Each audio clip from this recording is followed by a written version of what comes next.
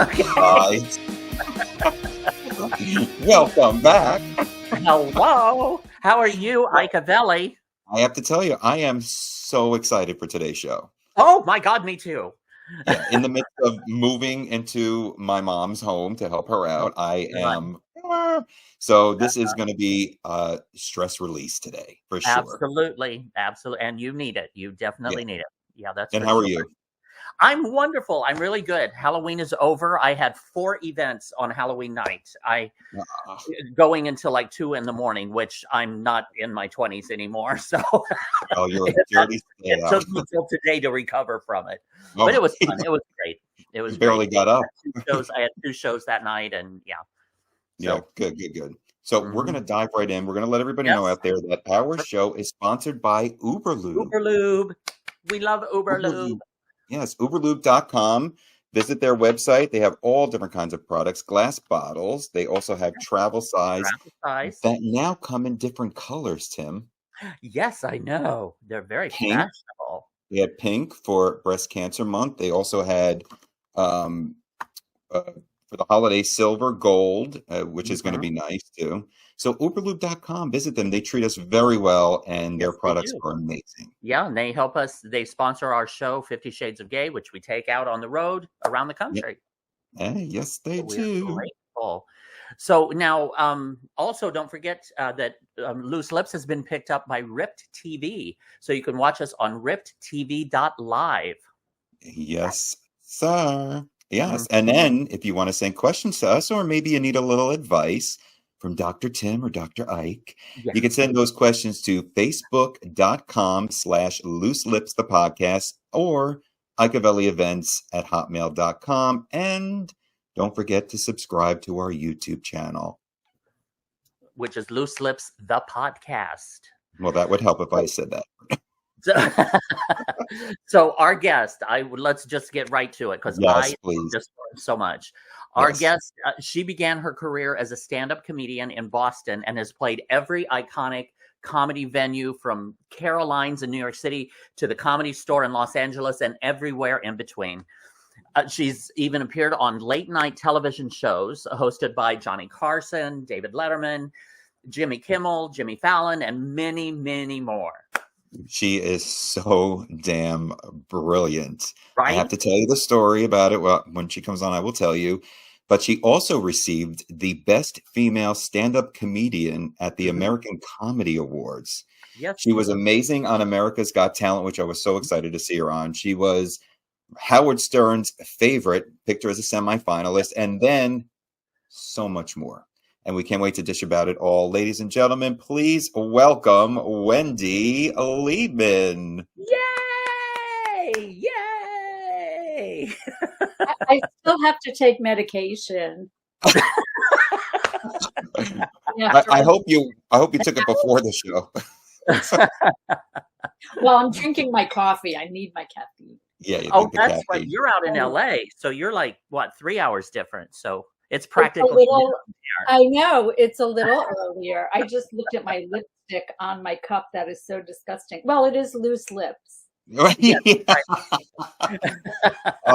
I have to tell you, in 1992, I was in Atlantic City seeing Sheena Easton. And I was with my friend, and he was like, Sheena Easton, what the hell am I doing here? Right. So we're watching the show. I loved her, by the way.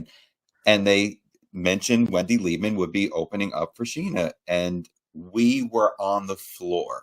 It was my first experience with you. Your wordplay, it was brilliant. And I literally follow you to this day. So I am a stand-up comedian, and I could never even put my feet in your shoes because you are incredible. Oh my God. I remember that show so well. And were you on the floor because you couldn't get seats? I pretended to be the drummer.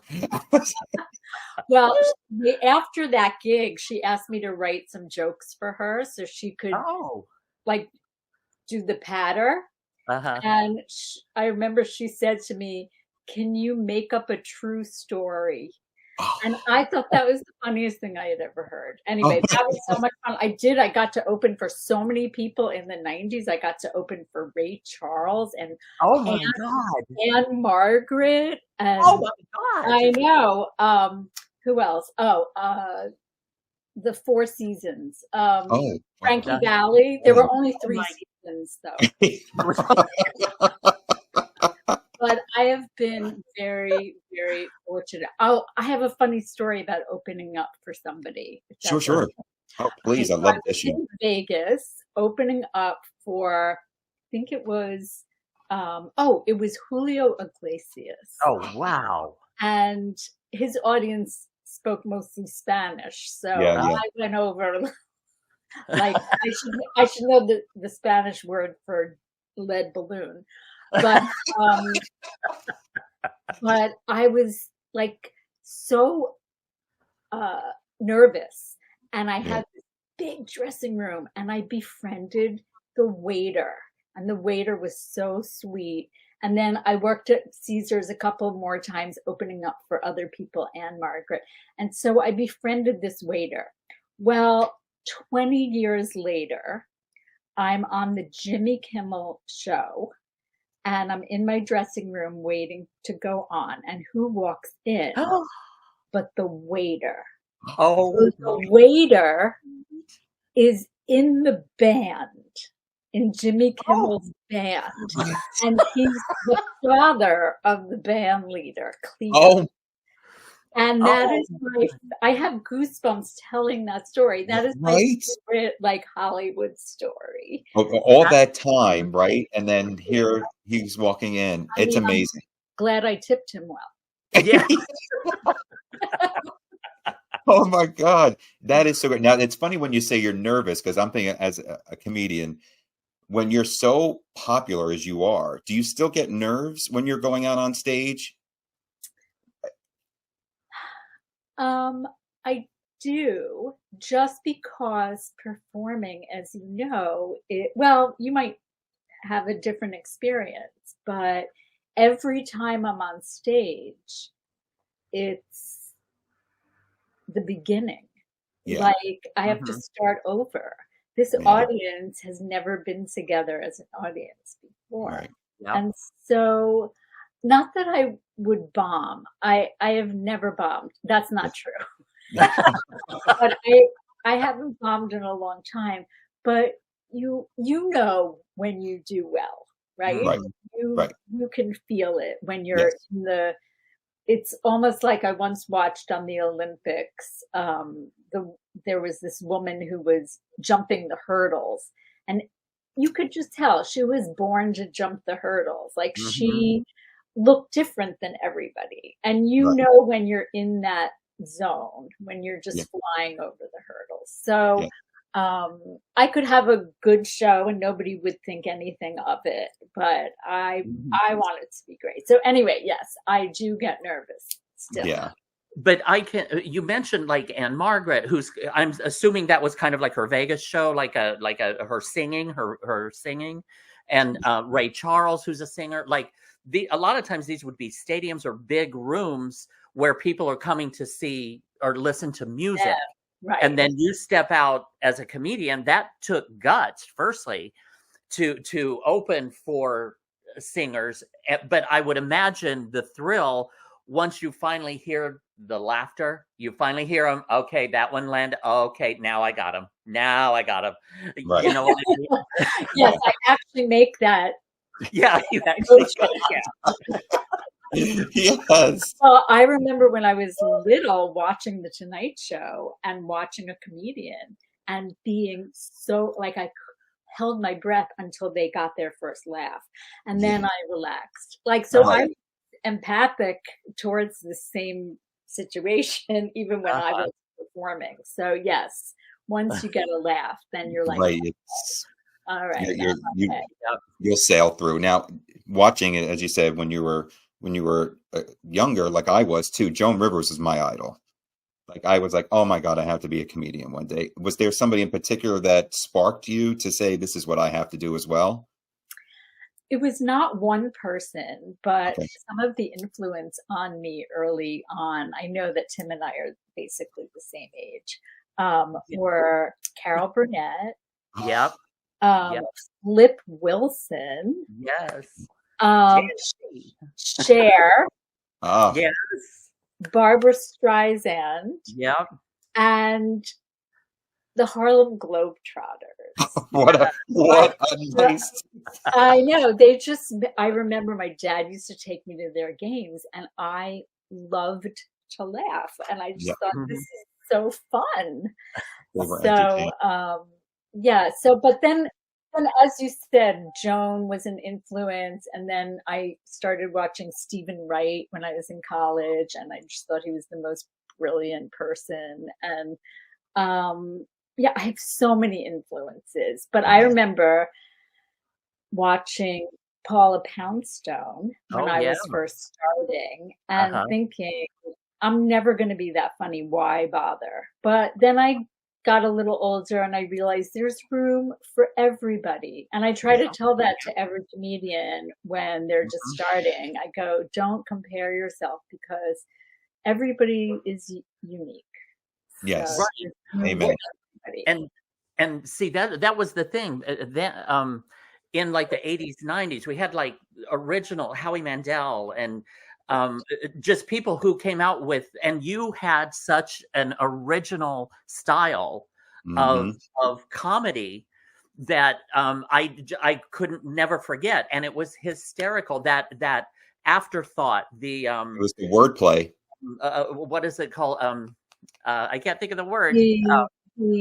The tag. It's in your mind, like a subliminal.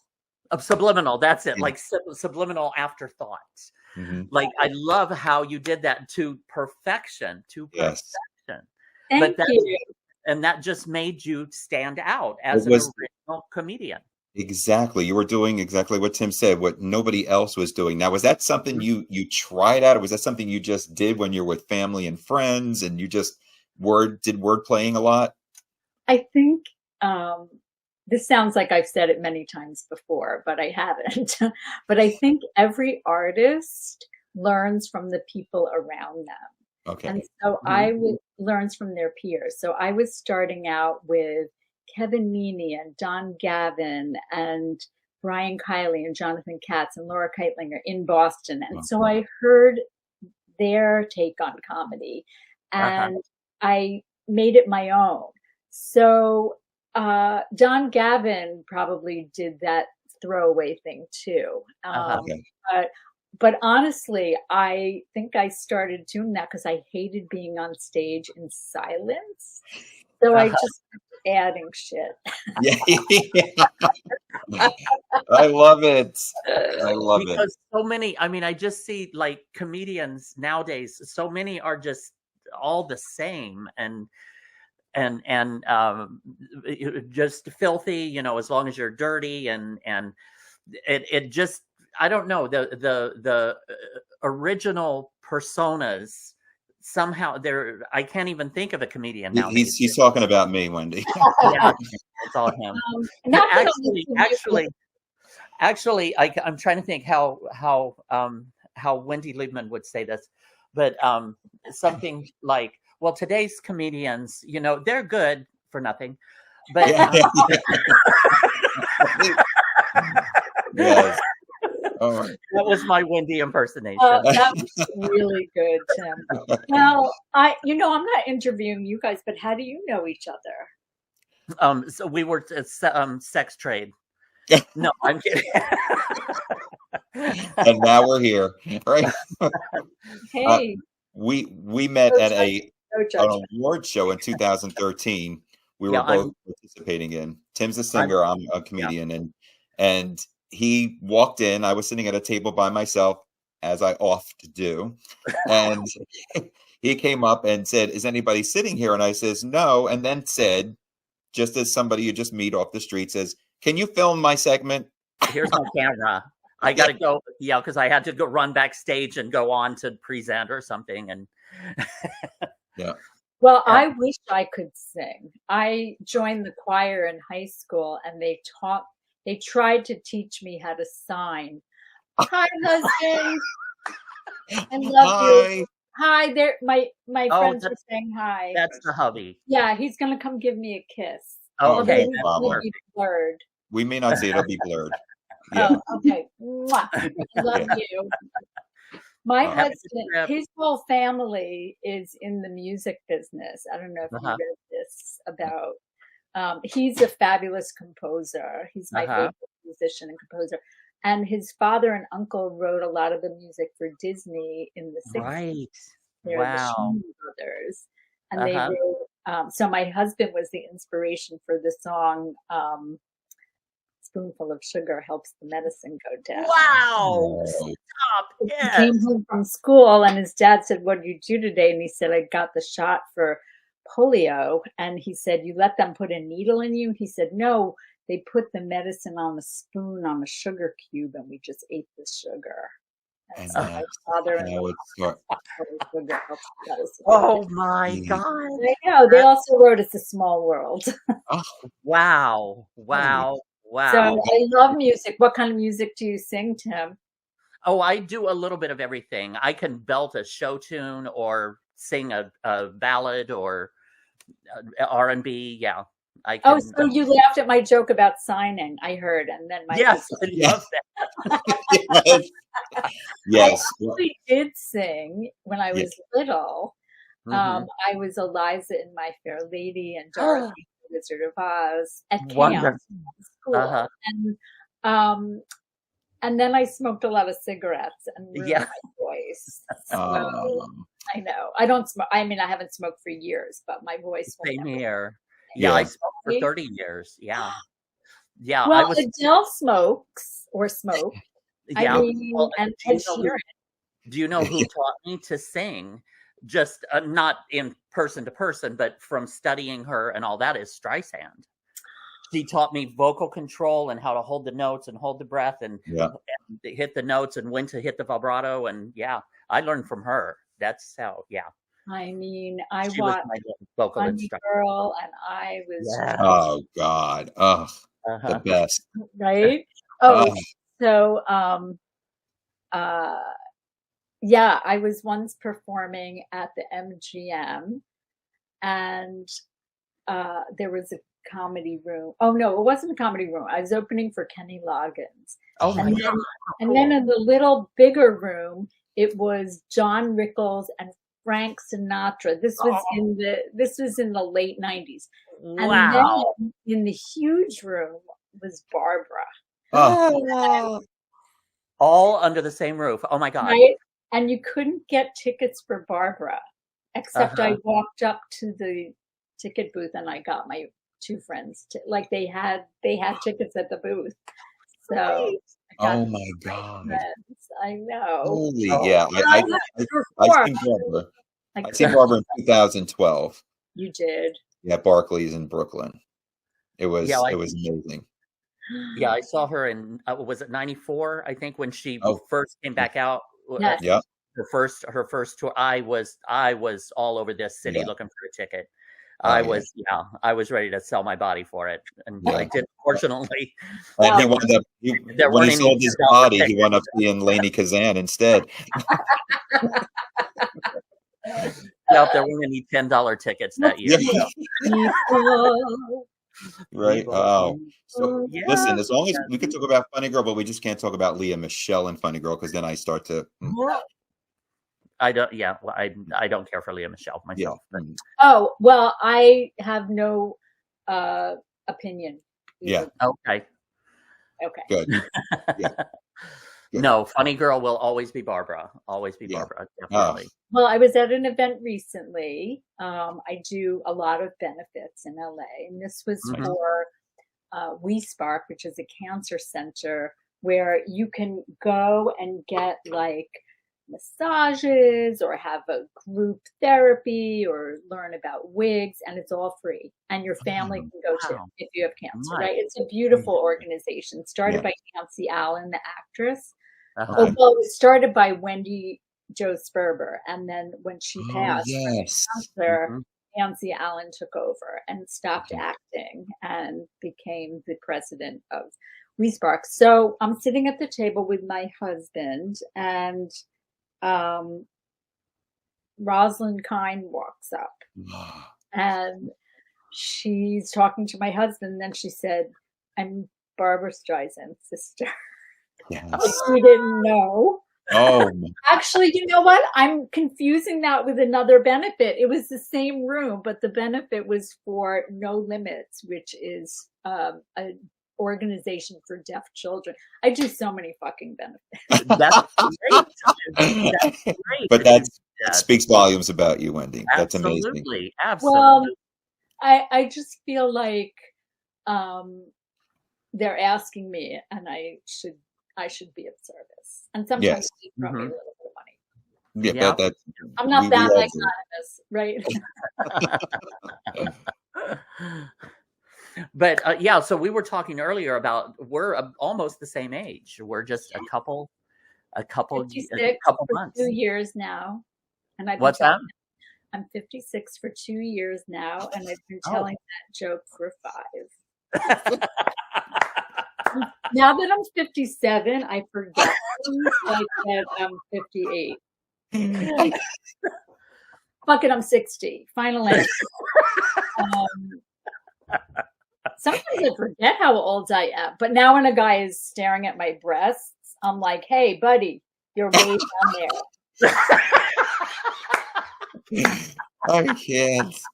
But you know what? I don't know about you, Tim, but I finally love myself. I can stand myself, finally. I'm not too far behind you both. You're a baby, Ike. No, I'm 57. Right? I'm right there. I'm take the pacifier out of your mouth and shut the fuck up. Oh my God. I get it all. Oh, what we were saying about how our grandparents, when they were our age, they were like old people. Right. I feel that way about like the fact that I think you're a baby at 57. Yes. To be 57 again. Right? We were looking at the old 8mm, the movies, and my uncle was in there, and he was 48, and he looked like he was ready to just dive into the grave. And I'm like, right. Well, I honestly, I do think that has a lot to do with like the medications and the treatments and everything they have for us now, because I pop a handful of pills in the morning and a handful of pills at night, and I don't feel my arthritis. I don't feel my herniated disc in my back. My neuropathy in the feet and legs, are fine.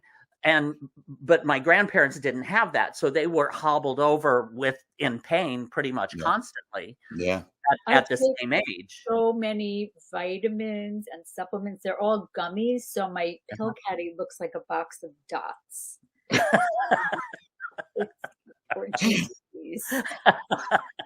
But I take turmeric and vitamin K and good.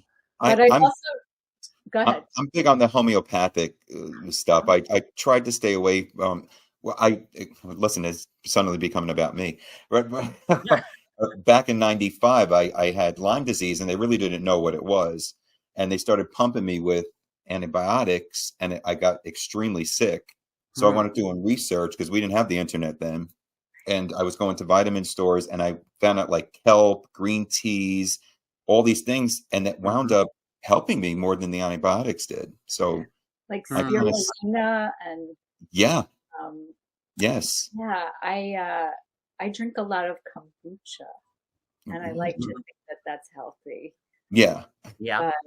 So is your Lyme disease, like, that's a serious disease? Non-existent, because I'm constantly taking kelp, and there's a few other things that are just have been amazing. So I swear by it. Ashwagandha. What's that? Oh, just like another alfalfa. I don't know. I'm just. Well, you were making me write it down, Wendy. Ashwagandha. Yeah, I was almost close. I think I left the K out. I still take medication for depression because I think, even though I haven't been depressed in 30 years, but I think that's because I take antidepressants. Right. But I've gone off of them a couple of times to deleterious effects. And, they say you shouldn't go off of them a diabetic wouldn't go off insulin. Why would you go off of them? And I just, for the same reason that I didn't feel like putting like synthetic shit into my body. So anyway, it was not a good thing. I got not depressed, but I felt paranoid, and I had never felt paranoid ever in my life. And we went to see Fiddler on the Roof, and I was off of the antidepressants, and I thought everybody hates me because I'm Jewish. And then somebody said, well, maybe that's not paranoia. Oh, yeah, well, today. Oh, my God. Wow. But anyway, so I can't be, I don't know why I shared that story, just I felt like being real with you guys. Well, it's I appreciate that, because my partner passed away last year, and he was battling mental illness. So I'm glad. Thank you for sharing. Okay. Yeah, there was one point, because I had developed in earlier in my life, I had developed a 20-year drug and alcohol addiction that by all accounts should have killed me. And to come out of that, I was on four different antidepressants at one time, and an anti-anxiety. And one by one, they had me coming off of those, which I'm no longer on any of them, but coming off of them is brutal. It's psychologically it's horrifying. And each one had a completely different effect. But yeah, I know what you're talking about. I take is Effexor, and it has no shelf life. So not that this is turning into a medical podcast. Yes. But it's good. It helps. Yeah, but I constantly felt like I was falling down physically, and had kind of, what is that called when you the equilibrium? Yeah. And I'm so sorry that you suffered like that. Oh, and but it brought me to that. It brought Were me you to ever on Effexor? no, I can't. They say you can't go off of that, which is what I have. Oh, okay. It's like impossible.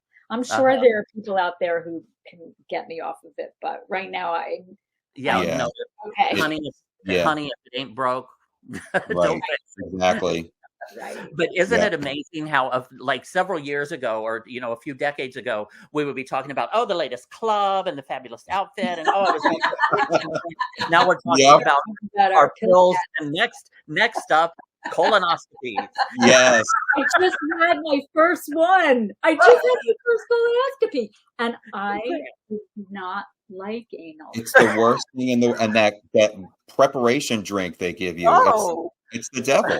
That I was so miserable. It wasn't even that as much as that I had to get up early, and I'm not good in the morning, and I had to get up early to drink more of that. I was so fucking miserable. And then I had a weird side effect from the propofol, which the drug that they used to put you out. Yes. A rare side effect. I woke up feeling like I had strep throat. And it's in like the fine print, but anyway, but I'm fine. My colon, my mammogram, I'm all fine. Yay. Well, I know, and I was happy, and then I wasn't, because the doctor says my colon looked like an SUV could drive through it, and I thought, wait, is that an insult? Little did he know. Yeah, that's quite common for you. Right. I was like, maybe a different approach, Doc. Maybe like a Mini Cooper.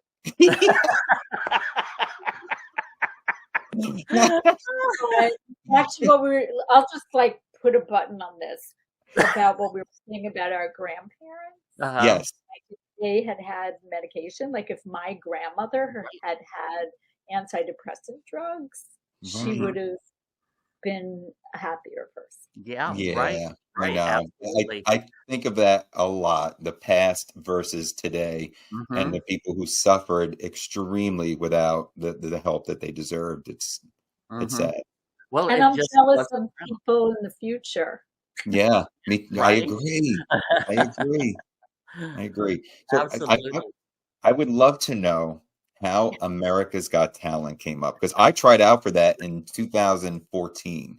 That's when I was on it. All right, this show's over. I tried out for in 2014. But how did it come about for you? So I had seen a couple of comedians on it that I knew, and oh, okay, namely Tom Cotter. He was on the year before, and I thought, oh, that looks like fun. If he could do it, I could do it. Even though he's been on TV before, I had been on TV before, and then I found out they didn't care if I had been on TV. And like some of the musicians had already had recording contracts, so they didn't care that I had been on Johnny Carson. Right. So they just wanted a good show. And so what they do is it's casting. So I was like the older woman doing stand-up. Yes. And I knew Howie Mandel. I know you mentioned him, Tim, before. He was always like one of my favorites. And I actually had a writing job. My only writing job was to write for a show he had one summer. And so he couldn't vote for me. Couldn't vote on anything. So he recused himself. And it was really thrilling. It was in New York at the time, so I had to stay there for a while. Okay. But my biggest takeaway from it was I met the greatest people. Like I met Matt Franco, who won that year, who's a magician and went on to have his own showroom in Vegas. Wow. And I met this singing group called Sons of Serendip, who, mark my words, they'll play at my funeral. They are the most beautiful musicians, Sons of Serendip. And yeah, so I met people. And the reason that I went on the show, oh my God.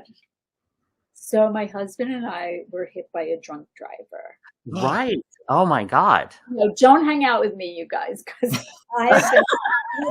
it's not even funny. So we were hit by a drunk driver. There were 7 cars that were hit. God. There was a woman who died in the car right next to me. Oh my God. So I got out. We were fine. Our car was totaled.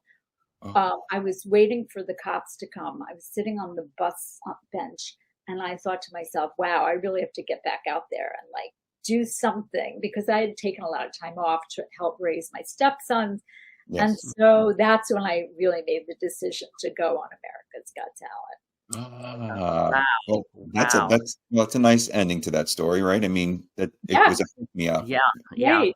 And then Howard Stern, who kind of took you were his favorite, or one, and thrilling. I mean, I never met him except from the stage, so I was a little disappointed. But yes, the fact that he chose me to come back was, I loved that, because I'm a big fan.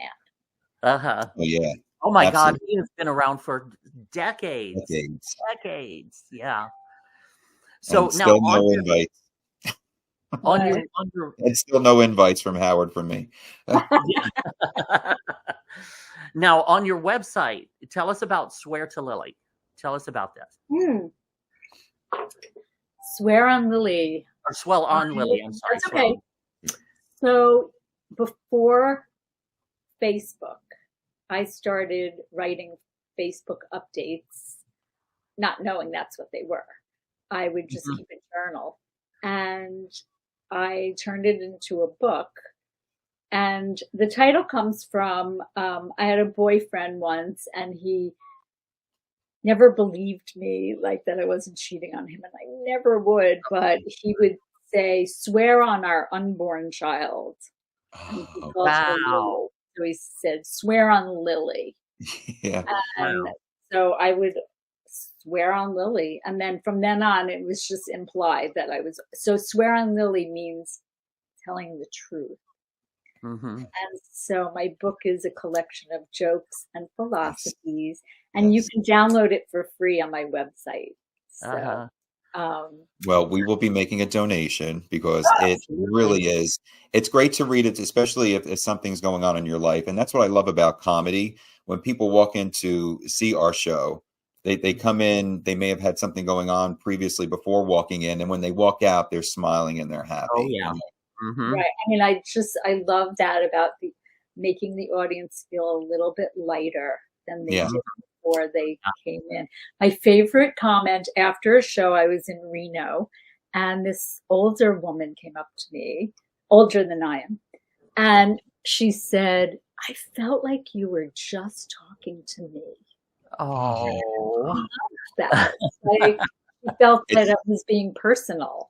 Right. yeah. Isn't that better than any award? I mean, for me anyway, I feel when somebody says that and they call it out. I love that. Yeah. And I've had people say that I was going through a really hard time after the death of somebody in their family, and you took my mind off of that. And comedy really can connect you. It lifts for sure. Speaking of lifts, caller on TV, right? Yeah. Oh, I love that. I could say brilliant from the beginning to the end of this show, but it not only is it brilliant, but it's inspirational too. I mean, you have so many amazing thoughts and in your processes that come out of that. Like when I walked out of there, I start thinking to myself, not only did I laugh, but I'm also, evaluating my life. Right.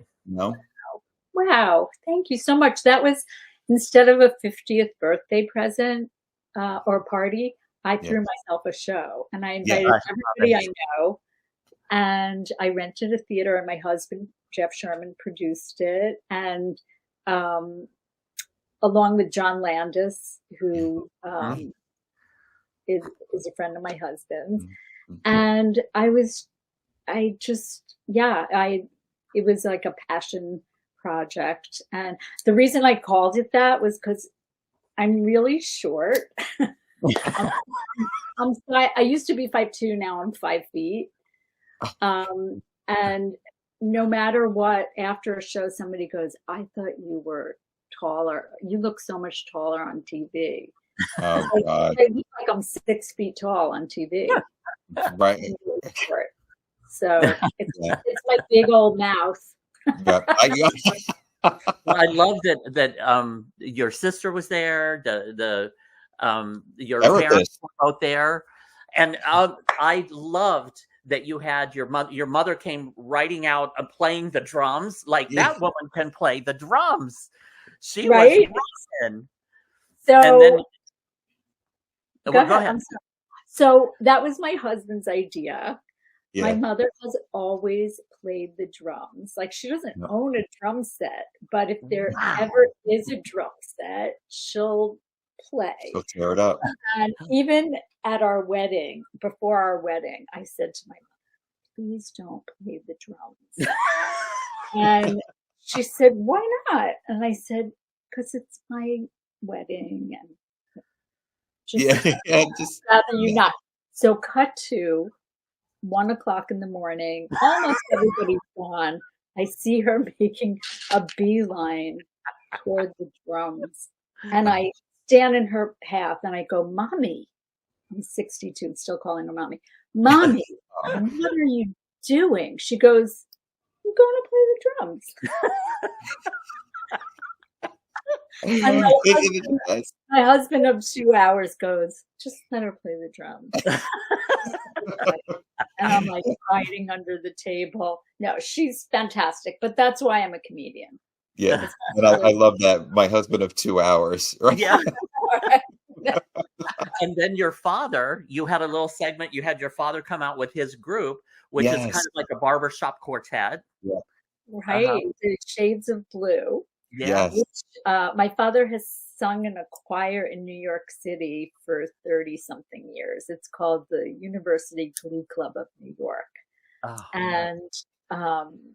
and then there's like a sub group. There were like 4 men in it, I think. And they sang, the song had to be in the public domain because otherwise we couldn't sing it on TV. Yeah. So, so I included him. And you said I included my therapist. That wasn't really my therapist. But I want to tell you, that's one of the things I do in my show, Wendy, and I want to thank you for it, because after your show, you did mention how the story wasn't real when you were talking about your brother, right? And your brother, your brother, that was cool. I don't even have a brother. Right. And And I start doing that. I have true stories when I tell about my mom, but I kind of fabricate as well to make it a little bit funnier. It's hysterical. Hysterical. Right. You need to like embellish. Yes. Always bejewel. Yeah. Yes. And the thing is, his mother loves it. Absolutely loves it. I mean, my mother loves it too. My mother's like, if I'm performing, she goes, and she's there, she goes, tell the one about Dad and I having sex. Because they still have sex because they want grandchildren. Yeah. But, she's so funny like that. She wants to be included. That's a good feeling, though. A parent that supports you, that's a wonderful thing. Absolutely. Yeah, yes. That makes all the difference in the world, having supportive parents. That's great. Mm-hmm. So yeah, they live in Manhattan. You're in New York. I live in Manhattan. Yeah, I live in Upper Manhattan. So when you come out to visit, oh my God, we all got to hang out. We've got to go. Okay, well, I haven't been there in a while. Please come back. I will start coming. We will rally the troops. Yep. We'll lots of fans here in New York and in New Jersey. You guys perform. Yes, we are trying to come out to Palm Springs. We're arranging to bring 50 Shades of Gay to. Yeah, in Palm Springs, maybe even LA. We'll see. Yeah, we'll let you know. Definitely. Well, I was in a hotel room and I was doing sit-ups. Well, a sit-up. I did one. And I could see under the bed, and there was that book, 50 Shades of Grey, which I haven't read because it's about kinky sex, and I'm not into reading.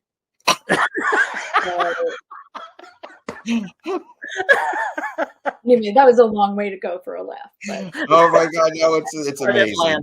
You landed. It landed like nobody's business, as always. Oh my God. So tell us what's coming up for you in LA. So I host and produce a show called Locally Grown Comedy, which I started in 2015. And you should perform at that place. It's called Vitello's, and they have like a cabaret upstairs. So they don't do comedy anymore. So I've moved my show to a comedy club in Burbank called Flappers. And I've had everybody from George Lopez to Arsenio Hall to Tig Notaro to Taylor Tomlinson, who just got a show on CBS. And this month or next week, I'm having, or I don't know when this is going to air, but on November 11th, I am having Rosie O'Donnell, who hasn't performed stand-up in a long time. And she reached out to me on Instagram and said, I'd love to do your show. So, I mean, I got to open for her once in Atlantic City, but I'm talking 45 years ago. So. Wow. It's like full circle, right? Yeah. So now that's November 11th at Flappers in Burbank. At 7:30. We will be sure to put all the information on the site. We'll put all the information. And then I'm going to be in San Francisco at over Christmas. It's called Kung Pao Kosher Comedy, and it's for Jews on Christmas. But you don't have to be Jewish to go. But at a Chinese restaurant. Yeah. And I've done it 3 or 4 times in the past, and I petitioned to do it again because I love this gig. Oh, sweet. It's 3 nights, the 23rd, 24th, and 25th. 2 shows each night. So check that out too. Perfect. That's wonderful. Wonderful. And before we head out, we like to play a little game, Wendy. Oh, I love games. Good. This is called What is Wendy Thinking? Okay. Think like match game, but Tim's going to explain it a little bit. Yeah. So basically, Ike will give you 2 choices, like say hot or cold. Like, do you prefer hot or do you prefer cold? But don't say anything, and then we'll each write down what we think you're going to say. Okay. And then once we're ready, are you ready, Ike? Yes. Okay. So now you tell us hot or cold. So tell you now? Yes. Which do you prefer? I would rather be hot. I like sweating without having to exercise. Where's my words? So we both got it. Wow. Right. But So we keep score because Tim usually wins these games. I am the champion. Yes. Yeah. Okay. Next one. Joan Rivers or Phyllis Diller? Oh my God. Oh, Wow. That's a toughie. I'm going to go with my gut. Me too. Okay. Wendy, go ahead. Ready. Phyllis Diller. Bam. Oh, no. He called me Liebman. Oh, What? I love Joan, but I knew Phyllis. Yeah. Oh, Oh, wow. So I was once at a holiday party at Phyllis's house. Oh my God. Was all dude, there. you have to tell the story. Okay. So at the beginning of the party, she says, nobody use this front bathroom because the lock is broken. And if you use it, you're going to get stuck in there and we'll have to call the fire department. So an hour later, somebody gets stuck in there and it was Phyllis. So,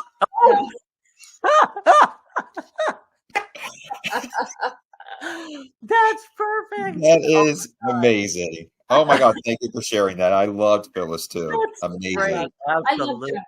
I love Joan too. Oh, right. I mean, they were Yeah, both trailblazers, but Right. Phyllis blazed the trail for Joan. That's for sure. Everything. And Oh, I know her son on Facebook, Perry Diller, and they share a laugh, actually. You know that. Oh, yeah. That. that trademark. Yep. Oh, that's a great story. Thank you. Thank you. Yeah, I used to love Toady Fields too, believe it or Oh, not. God, yeah. She's great too. Yeah, I was big on female comedians. I didn't really care for male comedians. I don't know why, but it just, that's the way it was. Jean Carroll also was. Oh my God. Great storyteller. Yeah. All right. Okay. Next one. Here we go. Tim's still winning, Wendy. I'm not going to put pressure on you. We have telepathy. Exactly. We're here. Cook or reservations?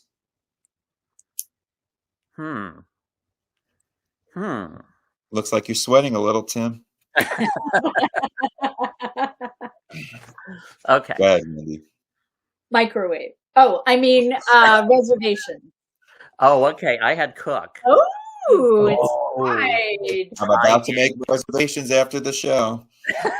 You know what? I am such a bad cook. Even my dogs are like, we're eating out tonight. My food is so bad. It has a poor taste. Oh my God. Okay. Okay. Final one. Oh gosh, this could break. It could be a tie. Performing East Coast or West Coast preferred? Oh. I don't even know the answer to this. Okay, I'm ready. You take your time on this one. Okay. Good. Okay, good. West Coast. West. All right, Wendy. High 10. So this means Tim won, and this show is not being aired. Does this mean I have to give him some of my effects, or what does that mean? Amazing. Wendy, please tell everybody where they can find you. I'm online, wendyliebman.com. I'm on Facebook. I'm on Twitter X. I'm on Threads. I'm on Instagram. I'm on MySpace. But yeah, I'm on every platform. I love it. Perfect. So you're very active on social media. That's wonderful. Yes. Yeah, I love your. I mean, Instagram. it's my day job. Yeah. Yeah. Yeah, your Instagram's amazing. I love when you post the jokes. I have loved this. Yeah. I have loved being with you guys. Oh, Thank you so much for inviting me. We love you so much. Oh, seriously. I have like a tear. Oh, It could be the makeup. I'm so glad we had this time together. So I'll let you know when I'm coming back east. Absolutely, please. Yeah. Absolutely. And we'll try to put a show on or find a club or some place where we can get up and do a couple numbers or something. And have you on. Why not? Absolutely. If you'd be willing, we would love to have you on. Well, the incredible Wendy Liebman, thank you so much. We so appreciate you coming on. So this is the part, Wendy, where we wave goodbye. Yay!